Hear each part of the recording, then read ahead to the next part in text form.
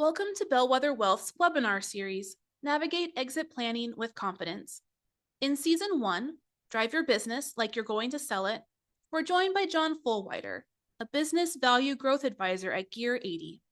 For today's episode, we will continue our discussion on how to increase transferable value. So we're talking again today, as we did last week, about how to increase transferable value. Transferable value is what a willing buyer would pay for the business after completing due diligence. You see, your business is valuable to you, but in order for you to sell it, you have to convince a buyer that your company's value is transferable to them. You do that by buttoning everything up tight. All the messiness in your business, all the haphazard record keeping, all the skeletons in the closet. You've got to clean all that up.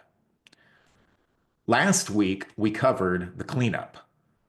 The skeletons in your closet were things like lack of a clear document about your business that helps a potential buyer understand the who, what, when, where, why, and how of your company. We also covered inaccurate and incredible financial records and reports. By the way, a fun word nerd note to get us off to a good start this morning. Incredible does not mean amazing. It means difficult or impossible to believe.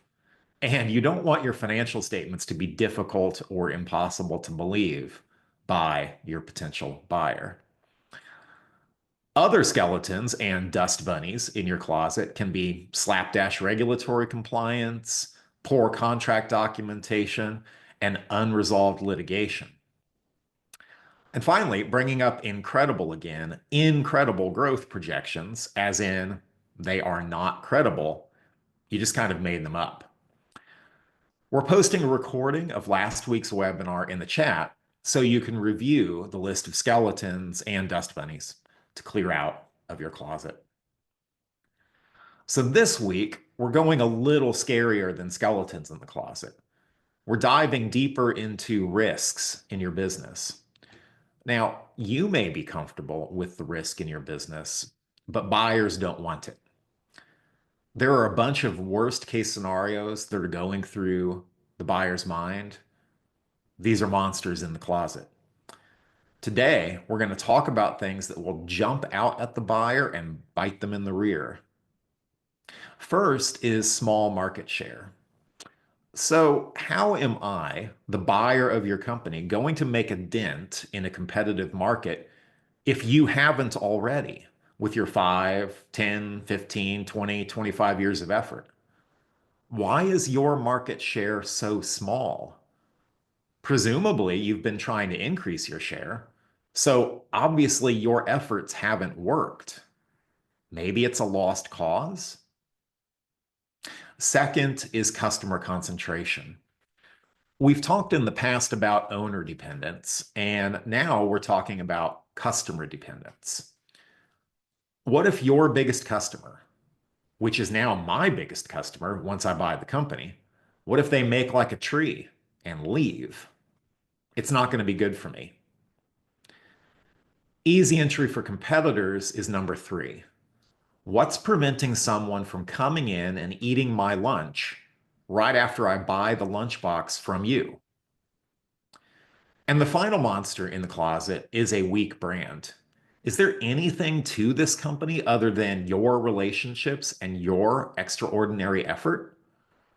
Look, you can build a decent revenue, decently profitable company that relies entirely on you. But it's not valuable to me because those relationships, that extraordinary effort, they don't transfer to me. Now, one of the ways that you make your personal goodwill transferable is through a strong brand. We'll dive into that here in a couple of minutes. So part 2 of how to increase your business's transferable value is to basically do the opposite of having scary monsters in the closet. That is 1, documenting that you have a large share of the market. 2, documenting that you have a broad customer base. 3, documenting that you have a moat in which the monster in your closet can swim peacefully. That is, you're able to defend your market against entry from young upstart competitors. Defensible market is the fancy way to say that. And four, you've got a strong brand that allows you to have industry leading profit and cash flow because a strong brand means a strong ability to set prices at the top of the market. Here we go with objective number 5 on the way to making your business sellable by increasing its transferable value. Objective number 5, we covered objectives 1 through 4 in last week's episode, so we're on 5 now, and it is large market share. Specifically, you have defined your market and niche and have data showing you have dominant market share versus key competitors. So if you're looking to go for objective number 5, large market share, one of the fastest and indeed easiest ways to do it is to buy market share. It's often faster and easier to buy other people's customers and geographies than to try to organically go in and develop it yourself with your own market development efforts. As you well know from starting up your own business, marketing and selling up from scratch is not easy. I really like what Benji Carlson, the host of the Contractor Revolution podcast, says about the baby boomers retiring. You've probably heard about the coming wave of baby boomer retirements from a financial advisor, a banker, a CPA of yours. You may not have paid much attention because thinking about retirement and thinking about exit planning requires us to contemplate our mortality. Not fun. So anyway, your advisors have probably told you that hundreds, thousands, tens of thousands of baby boomers are retiring every day. And back in episode 8, I told you 4 scary numbers. We're dropping a link to that episode in the chat so you can watch the recording. Since I covered them in detail in that episode, I'll just run through them quickly, clockwise from the upper left. 80% of an owner's wealth is locked up in their business. 50% of business transitions in the US are involuntary. 80% of businesses put on the market don't sell. And then 75% of those owners who do successfully sell their business, they profoundly regret their decision to sell within a year of selling. Those are spooky numbers, maybe spookier than that monster in the closet I showed you earlier. Spooky numbers, yes. And the flip side of this is to look at it as an astonishing opportunity. Like Benji says here, the silver tsunami, that's the baby boomer retirements, will create a buyer's market for you. 10,000 retirees a day with no exit strategy screams opportunity. What a great opportunity for you, loyal listener, watcher of our webinar series. Most of your peers who own businesses are not thinking about their exit strategy.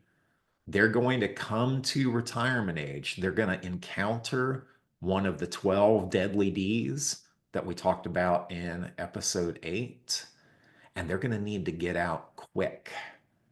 You're going to be able to buy their company for pennies on the dollar. 10,000 retirees a day with no exit strategy screams opportunity. Broad customer base. That's objective 6 on the way to making your business sellable by increasing its transferable value.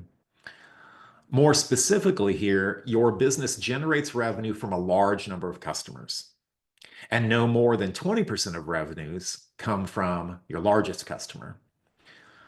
So we're talking here about customer concentration, and it's similar to owner dependence in the way it spooks potential buyers.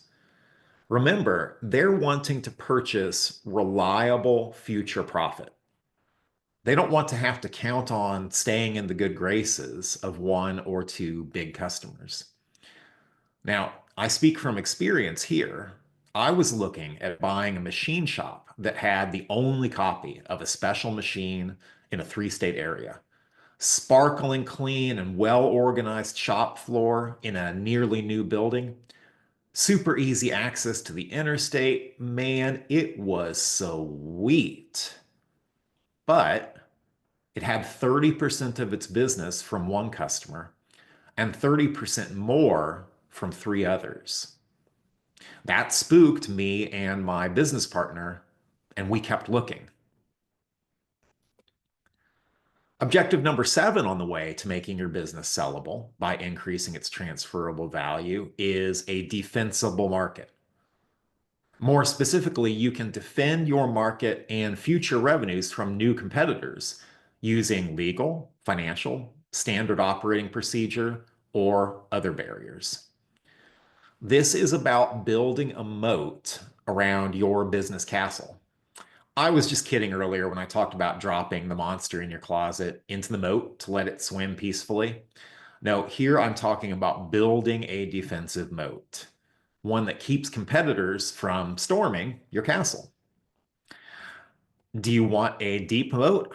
I'll give you a deep moat, one that's 0 to 6 weeks deep. My client, the garage company, will build you a custom garage in 0 to 6 weeks, start to finish. They're here in Nebraska, and every time I tell locals about that offer, their jaws drop. That's because here in Nebraska, you'd be lucky to get another contractor to return your phone call in 6 weeks, while the garage company will have your garage done and dusted by then. And they do it by using a standard operating procedure and other barriers. For example, they've got an estimating process, standard operating procedure, that's quick and efficient in protecting profitability by job.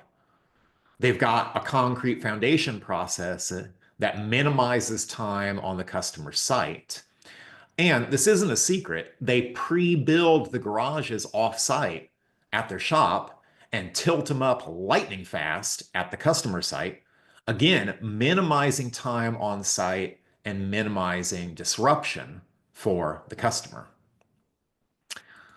The eighth and final objective on the way to making your business sellable by increasing its transferable value is a strong brand.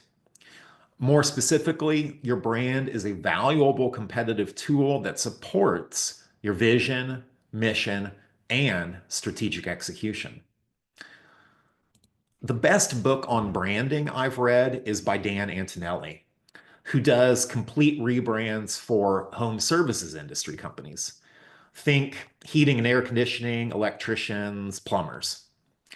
I'm going to share several quotations from his book, Branded, Not Blanded, because they're applicable to any company, not just one with service fans.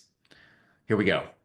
The weaker your brand, the more money you will spend to market your company. Anyone can spend their way out of a poor brand. Let's leave that to your competitors. I really like this guy, Dan Antonelli. I've got a bit of a man crush on him because of how straightforward he is.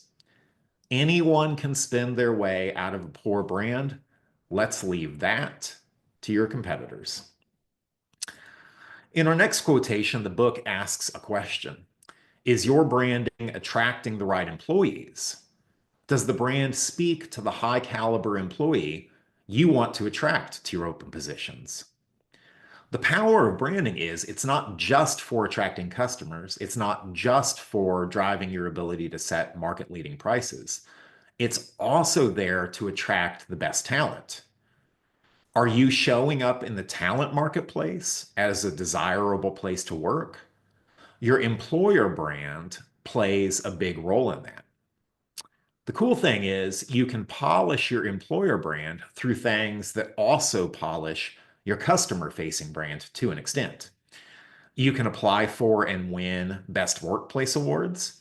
You can apply for and win a place on the Inc. 5000 list of fastest growing businesses.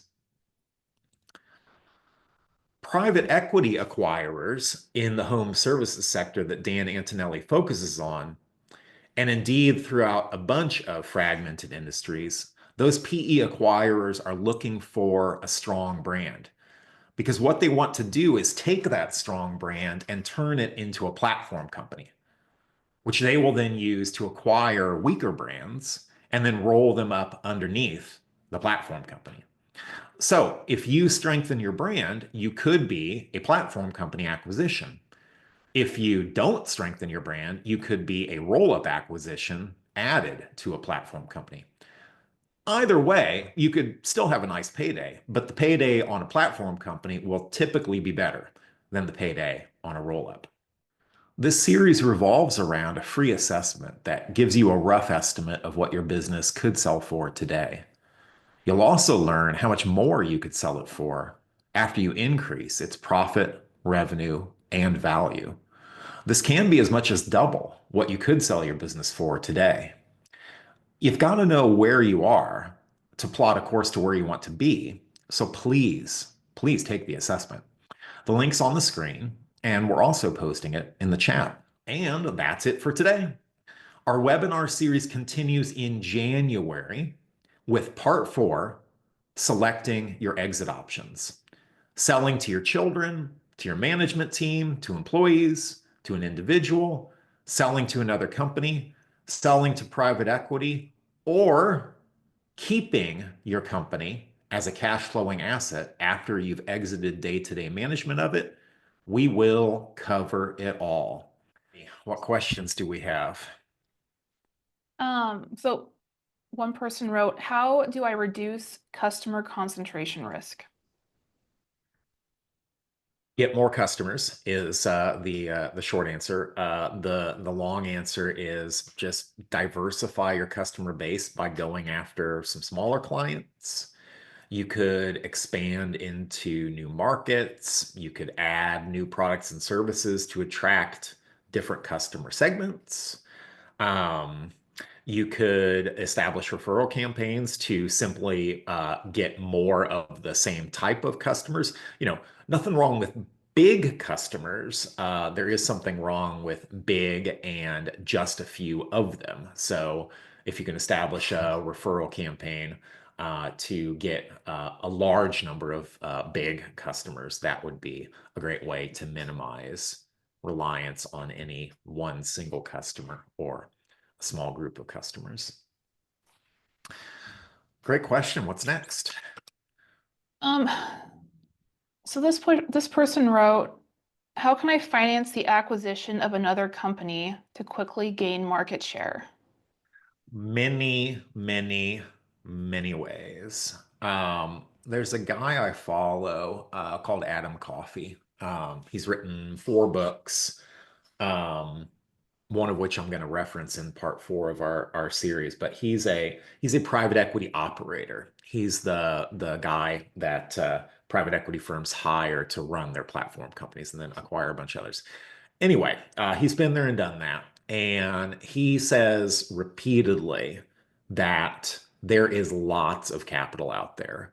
The problem is not lack of capital. The problem is being kind to capital. So what he means by being kind to capital is, if instruments out there broadly available are paying 10%, offer somebody 12% interest on a loan to you to purchase a company. So anyway, you can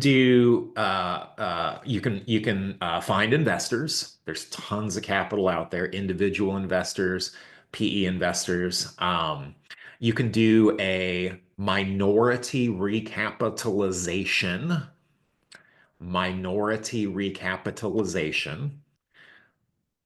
also known as a minority recap. And that's where you get a couple of cool things. One, you get investable dollars that you can use to buy other competitors, again, for pennies on the dollar. And you also get to take chips off the table. So an investment group will come in and buy something less than 51% of your company. They'll buy 20, 30, 40, right? And so you get to reduce asset concentration.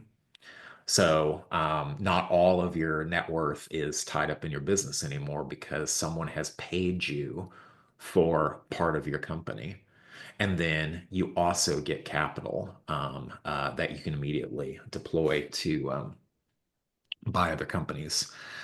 Tons of other ways to do it: seller financing, earn-out agreements where your payouts to the acquired company's owner are tied to future performance. Tons of creative ways to do it.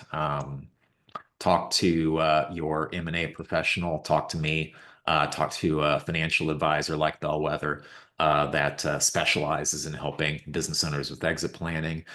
We can all show you all the creative ways to do it. Whew, long answer to a short question. Sorry, I try to be complete. What else? So this person asks, how do I determine what my market share is? Research, uh, Googling it, um, just basically diving deep, asking AI. Um, Questions like these, friends, are so much easier than they used to be.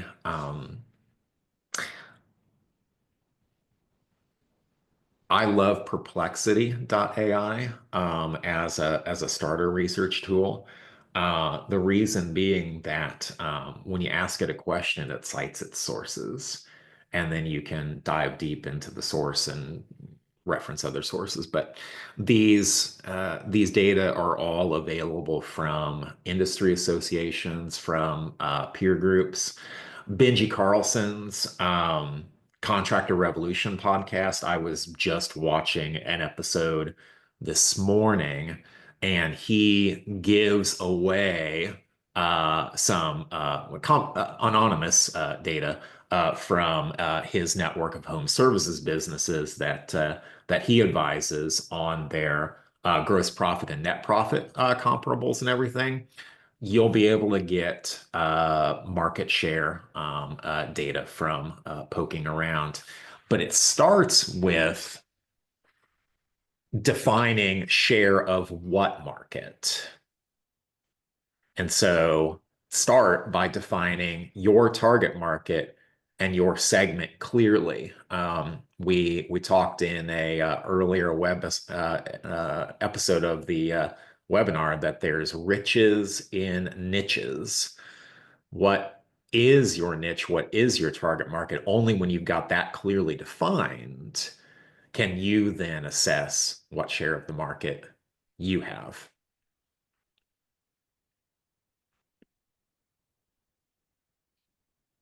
Kim, we've probably got time for one more short question, or if not, we can give people a couple of minutes back in their day.